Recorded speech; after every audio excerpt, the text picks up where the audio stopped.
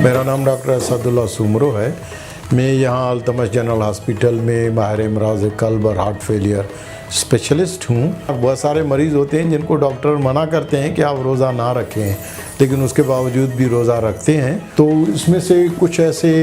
Circumstances हैं कि उन सरकमस्टेंसेस में आपको तकलीफ़ को बर्दाश्त नहीं करना चाहिए, लेकिन रोज़ा तोड़ना चाहिए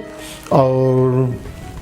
रोज़ा तोड़कर अस्पताल फौरी तौर पर अस्पताल में जाना चाहिए। अगर किसी को हार्ट अटैक हुआ है तो इलाज पर जो है वो तवज्जो देनी चाहिए और डॉक्टरों को मना नहीं करना चाहिए और उस पर जो है वो अमल करना चाहिए। अब इसमें से कुछ ऐसे मरीज़ होते हैं जो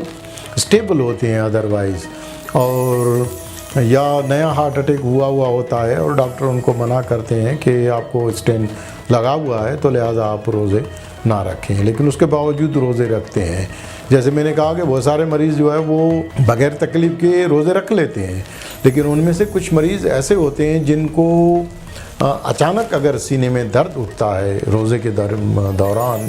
और सीने का दर्द जो है वो काफ़ी शदीद है या बार बार हो रहा है, अंजाइना की तकलीफ़ जो है वो बार बार हो रहे हैं और ज़बान के नीचे रखने वाली गोली से रोज़ा नहीं टूटता, तो लिहाजा आप ज़बान के नीचे गोली रख के और अंजाइना की तकलीफ़ में आराम दे सकते हैं, उससे रोज़ा नहीं टूटता। लेकिन वो गोली रखने के बावजूद भी आपका दर्द जो है वो आराम नहीं हो रहा है और बार बार दर्द हो रहा है, तो ऐसे मरीज़ों को रोज़ा खोल के फौरी तौर पर जो है वो अस्पताल में जाना चाहिए। इसके अलावा वो मरीज़ जिनको दिल के सांस की बीमारी है, दिल की मुख्तलिफ़ बीमारियों की वजह से उनको सांस की तकलीफ़ है और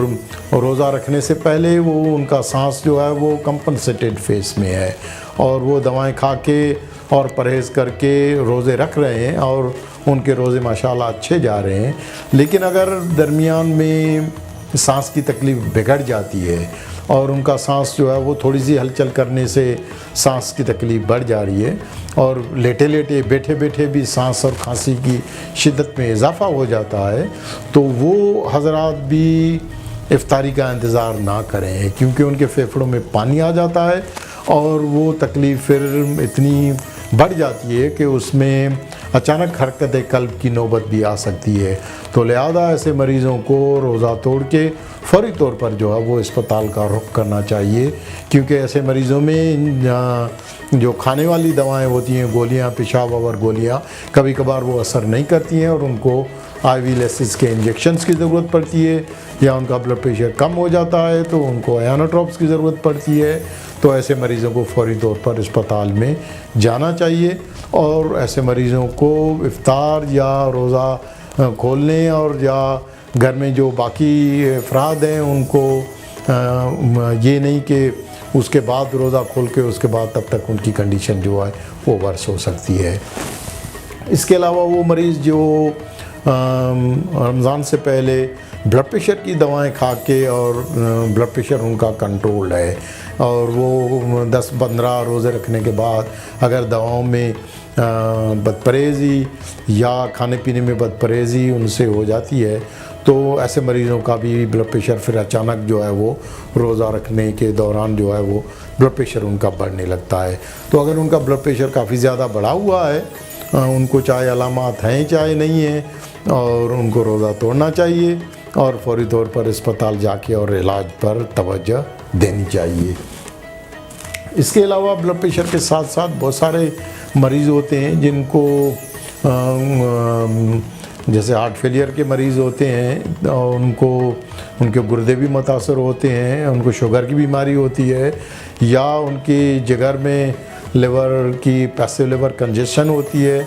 तो ऐसे मरीज़ भी जो रोज़ा रखते हैं और कुछ मरीज़ तो रोज़ा रखने में कामयाब हो जाते हैं,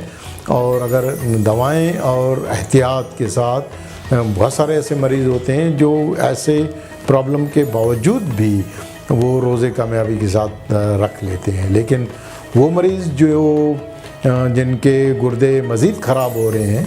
और या जिनकी शुगर जो है बहुत ज़्यादा कंट्रोल नहीं हो रही है, बहुत ज़्यादा बढ़ जाती है, या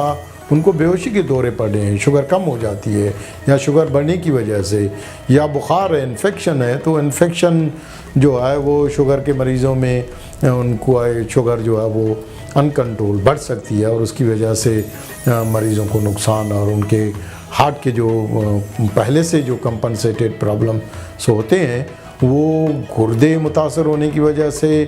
اور شوگر ان کنٹرول ہونے کی وجہ سے ان کے ہارٹ بھی جو ہے وہ متاثر ہو کے انجائنا کا مرض یا ہارٹ فیلئر کا مرض ان کا بگڑ کے اور پھر ان کو اسپتال میں داخل ہونے کی نوبت آ جاتی ہے۔ تو لہٰذا یہ جو بلڈ پریشر کے مریض اور گردوں کے مریض ہیں، اور یا وہ مریض جن کو پرانا فالج ہوا ہے اور وہ خون پتلا کرنے والی گولیوں کا استعمال کر رہے ہیں، لیکن ان کی کھانے میں بد پرہیزی کی وجہ سے یا دواؤں میں کمی پیشی کی وجہ سے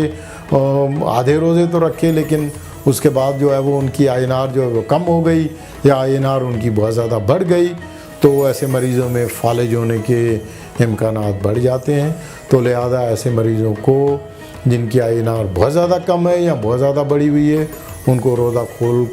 توڑ کے اور فوری طور پر جو ہے وہ اسپتال میں جا کے اور علاج کرنا چاہیے۔ وہ ان کو افطاری تک جو ہے وہ انتظار نہیں کرنا چاہیے۔ تو لہٰذا یہ جو روزہ رکھنے، روزہ نہ رکھنے اور روزہ توڑنے کی جو ایک سائنس ہے، جو گائیڈ لائن ہے، اس گائیڈ لائن پر جو ہے وہ عمل درآمد کرنا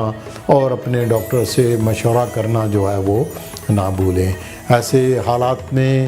آپ روزہ توڑیں اور اس کے بعد پھر آپ ڈاکٹر کو فون کر کے یا ڈاکٹر سے مشورہ کر کے جو باقی روزے آپ کے بچتے ہیں تو وہ روزے جو ہے پھر ڈاکٹر سے مشورہ کر کے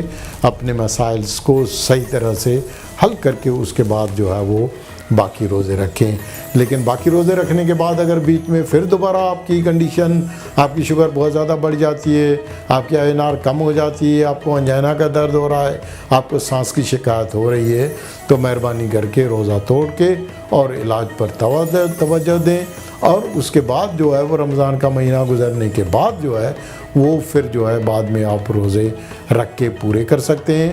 لیکن روزہ رکھنے کے بعد بھی پھر بھی آپ کو ڈاکٹر سے مشورہ کر کے اور اس کے بعد جو ہے وہ روزے پورے کریں۔ میں یہاں التمش جنرل ہاسپٹل میں صبح اور شام کلینک کرتا ہوں۔ اگر امراض قلب کے مریضوں جو رمضان کے روزے رکھنا چاہتے ہوں یا رمضان کے بعد پورا سال نفلی روزے رکھنا چاہتے ہوں تو ایسے مریض جو ہے وہ مشورہ کر سکتے ہیں، واٹس ایپ کے تھرو بھی، ٹیلی فون کے ذریعے بھی بات کر کے اور مشورہ کر سکتے ہیں، یا یہاں پر کلینک کے ٹائمنگز میں آ کے دکھا سکتے ہیں۔